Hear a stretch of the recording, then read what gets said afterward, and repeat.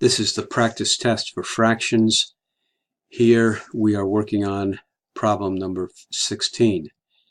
And the problem asks, determine the perimeter of the triangle. And we have a little picture of the triangle here. The perimeter is the addition of all the sides, the three sides of this perimeter. So we're going to add these three sides together.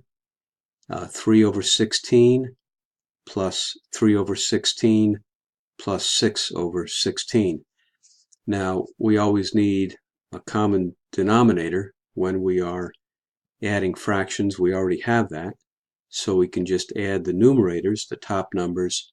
3 plus 3 plus 6 is 12. Now, 12 over 16 is not in its simplest form, so we have to simplify it and remove all common factors in the top and the bottom numbers. The 12 can be broken down into 4 times 3. The 16 can be broken down into 4 times 4. And then we can eliminate these 4's, one on top, one on the bottom, and we're left with 3/4 centimeters, which is our perimeter. If you were to plug these three fractions into your calculator using the fraction key, the calculator would automatically reduce it down to its simplest form of 3/4.